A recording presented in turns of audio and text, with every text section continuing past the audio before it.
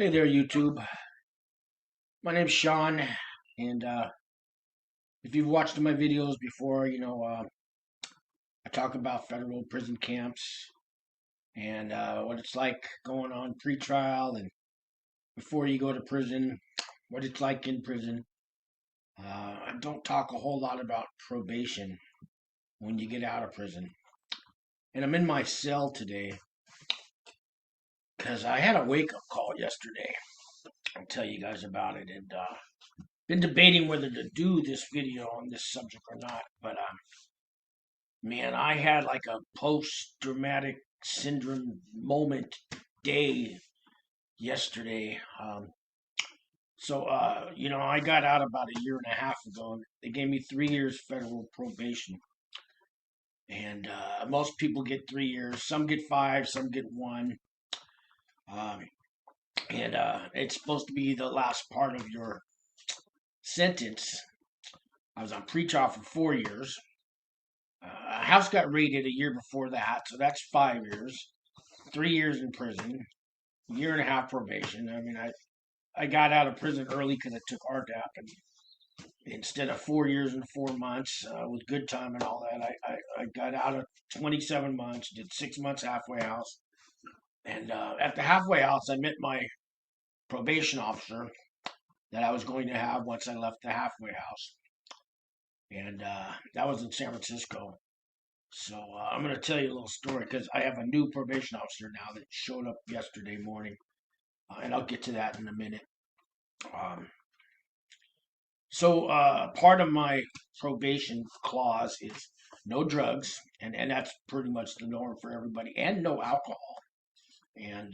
And you have to. They want you to have a job. They want you to obey all laws. I got a restitution that's $1,700,000 between me and a bunch of co-defendants, and I have to pay $100 a month, and that's fine. They could go up to 10% of my salary if I make more money or what have you. That probation officer I had in San Francisco, I remember that first day he sat me down at the halfway house, told me, gave me a piece of paper with all the rules and everything I had to obey, and he said, you have a no alcohol clause. Now, a lot of people on probation are allowed to drink alcohol. It's like to no excess. Like, in other words, they can't get drunk, but they can have a beer or two after work. And he reminded me that if you get into your probation and like a year goes by and you're not checking in every month and you're sending paper in and you get kind of feeling that, we're not checking up on you and stuff. He goes, we could show up at any time. And he goes, if you have one beer, you have a Budweiser, and they do a UA test, you pee in the cup and they can go back 80 hours. And they do that. And he says, you slip up, you have one Budweiser, I'm sending you back to prison. No rehab for you. I seen here you've already done rehabs. So he told me I'm sending you back to prison, and that sunk in. And I'm still sober, guys. I'm still clean off the drugs. I'm 4 years, all that. Haven't messed up, but I had a wake up call yesterday. So I got out of that halfway house in San Francisco, right around 2 days before Christmas in 2019. And I went to a sober living place in Oakland, and they gave me a new federal probation officer. It was a lady. She seemed nice. She liked where I was at, and I had to go to her office. I had to pee in the cup. I had to do all that. A couple months go by, and I got a call from a guy saying, I'm going to be your new federal probation officer. And he was out of Oakland. And since then, I've moved to Mountain View. It's the other side. It's a much better neighborhood than Oakland. And I kind of upgraded, but I'm still in a sober living house. It's twice the rent, but it's a nice neighborhood. I can walk down the street with my wallet and not worry about getting mugged. And because that neighborhood, I was in East Oakland. And you see this white skin, they're not really happy with guys that look like me in East Oakland right now. So I wanted to get out of there. We're just gonna leave it at that. Now I can walk down the street and I can bring my wallet with me, and I don't have to look over my shoulder and stuff. But I've probably been here, I don't know, 9, 10 months, and I've done everything probation wants me to do. I pee in the cup once a week. So I'm at this sober living house where the house, we have to pee in a cup too, also for this house. I think I'm only supposed to do once a month now, but I do it every week. I have the house manager test me. They fill out a form and they send that results to my federal probation officer, the one that was out of Oakland. And the nice thing was that I don't have to go to the office. They let me do it here, and that's a big relief. Because going to that office, it's always scary for me. I don't know. I've I have a problem peeing in a cup in front of a stranger, and sometimes I lock up. If I know I got to go pee in a cup at the federal probation office, and let's say I got to be there at 10 in the morning, I'm gonna wake up at 5 a.m. I'm gonna drink a pot of coffee, and I'm gonna hold that in for 5 hours because I'll lock up. I don't know what it is. I freeze up and I can't pee. And the pee's good, it's clear. I mean, it's there's no drugs in it, but I freak out, man. And so I don't have to do that. I still got to go through the process of peeing in a cup here, and somebody watches me, but it's a little different. I don't know. I'm not in the probation office, but so my urine's been clear. I mean, like I said, I don't. I'm not doing drugs. I do my AA thing and meetings and 12 steps and got a sponsor and I do all that stuff, But since this pandemic has happened, probation hasn't been really coming out to houses. And other guys I know on federal probation, yeah, they haven't really seen their probation officers. I think their offices are closed and they're all working out of their house. And plus, I'm a white collar, nonviolent criminal, so I know these federal probation officers, they're dealing with people coming out of the penitentiary and the mediums and that, and they got MC13 or MS13 gang members and Norteños. I'm right near San Jose. There's a lot of Norteño gangs and a lot of gang getting out of federal prison, and so I don't think I don't know how they rate me. I'm a 57-year-old, you know, white collar criminal guy. So I don't think like they're gonna show up with four deep and raid my house. Like I mean, I would think I'm a little less, for them to worry about. But so I the probation officer I've had, I email him all the time, give him phone calls, and we communicate like that. And he's called me up and we talk and that, and he was gonna come by a month ago and he never showed. And I called him, "What's up?" He goes, "Oh, I'll probably be there next week." And um, so yesterday morning, about 8 in the morning, my phone rings and it's some number I don't recognize. Like, whatever. I was asleep, and then some woke me. And it said voicemail. I said, "All right, let me check the voicemail." I checked the voicemail. It said, "Hi, I'm your new federal probation officer, and I'm outside your house right now. I don't know which building you're in. Can you tell me?" So I hung up the voicemail and I called the number back, and he goes, "Yeah, I'm outside your house. Are you in an apartment building?" I go, "No, there's one next door." And he goes, "I need you to come down here." I freak out, man, and I'm still laying in bed, underwear and everything. So I need I got to get my clothes. Give me 2 minutes, I'll be down. And I throw my pants and shoes on, and you know, it was. And when I wake up in the morning, I got to pee, but not yesterday. I'm holding this because he might want it, and it's good. So I run downstairs, man, and I'm all out of breath. And I see the guy out there, and I wave to him. Walk up to him, and first of all I showed him my vaccination card. I've been read, that I've been had the vaccine, and he still wants me to put a mask on it. All of a sudden, I have this like post-traumatic PTDS, whatever they call that stuff, syndrome, and I can't catch my breath.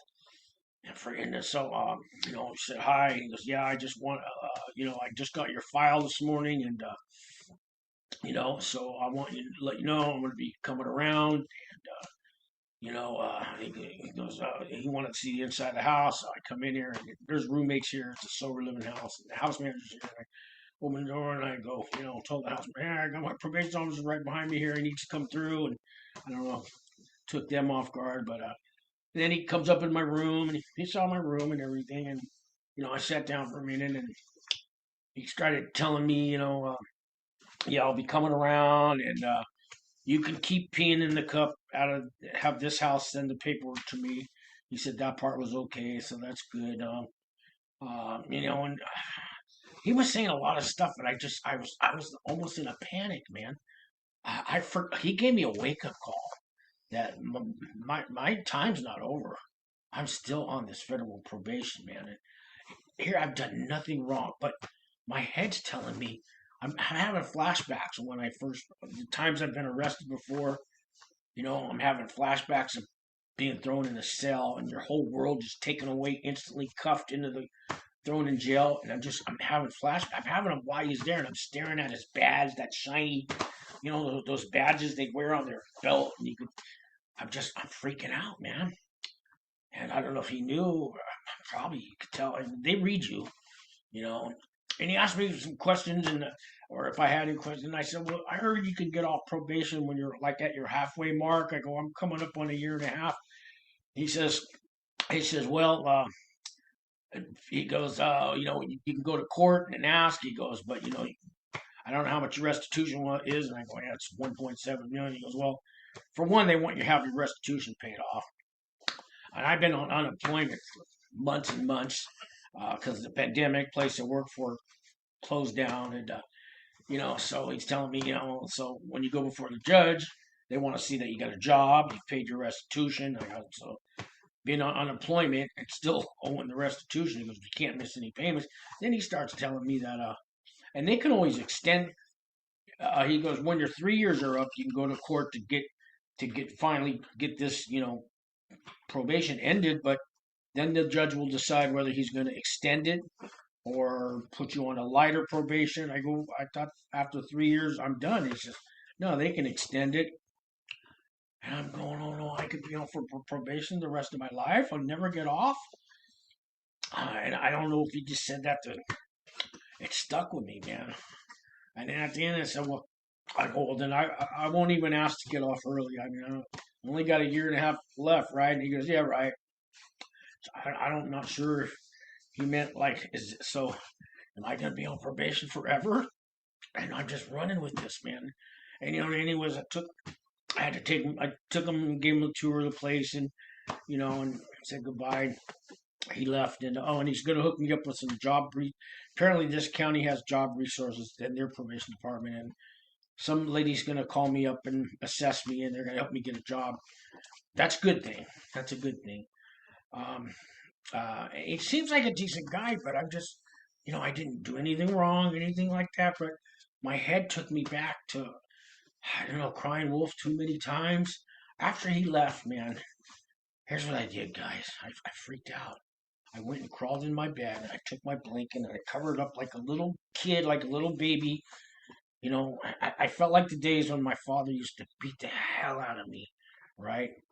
And after he was done beating me, I would go in my bed and crawl under my bed and take the blanket, and I would just hide there all day, and fall asleep and make the world go away. And that's what I did yesterday, man. I freaked out, you know. And it's like I didn't do any, I haven't, keep telling me. And then they tested me, P tested me here at the house right after that. It's clean, everything's good.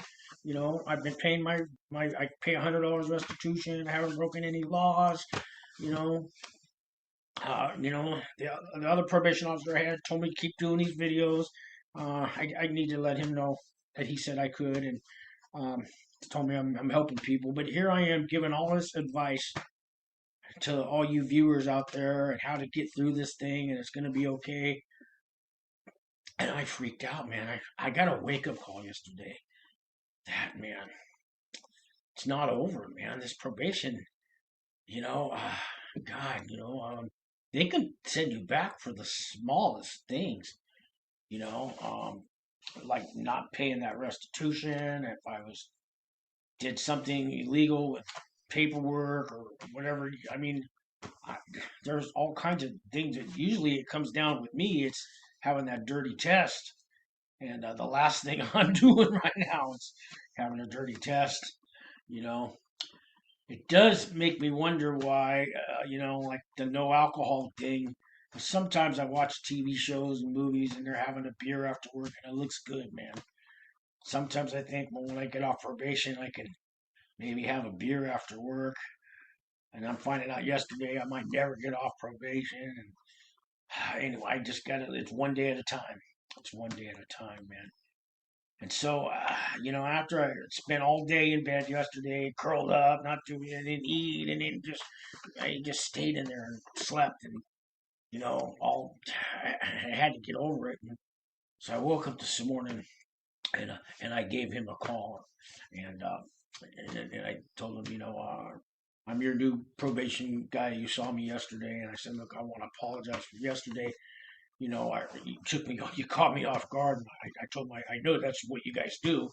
I said, I haven't seen a probation officer in like 6 months, and I almost forgot I was on probation. And I go, you scared me, man. And I said, I want to apologize if you thought I was freaking out or anything. He goes, I thought I caught you off guard. I thought that was something like it is. And anyways, and I told him I really wasn't listening to you yesterday. I was freaking out. So can you go over what I'm supposed to be doing? And, do I have to do office visits and all that? He said, no, but I'll be coming out to see you, whatever, 2, 3, 4 times a month. And, and do my monthly report online. I got to check in, pay my restitution, all the normal stuff. I guess nothing's going to change other than he'll be giving me more visits. And that's fine. See, I guess I needed a wake up call, because man, I feel so much better after I called him, and I'm doing this video to let you guys know that life gets real, man. And when you commit those federal crimes and you go to prison, man, it's not over. Um, so I knew a guy that I was in federal prison with, one of my neighbors, and he was in RDAP for the second time, and he was in prison for the second time. So what had happened with him was he did uh, his time in prison. He took RDAP, right, and he got his year off for the RDAP, and he got his 6 months halfway house, and then he went home, and he was on federal probation like I am, and he told me I don't know how long it was down the road, a few months. And it was midnight on a Friday night, he said, and there was a knock at the door. And he opens the door and he had a beer in his hand, and it was probation. And he told me that the guy cuffed him right there, right? Took him to jail, federal detention center. He had a court hearing. The judge took away all his year off for the RDAP, put him on a violation, and made him, and whatever he had left, still had almost 3 years probation left, and sent him back to camp to do all 3 years at the camp. Well, when he got there, he found out since they took the RDAP away, he could retake the RDAP and still get a year off.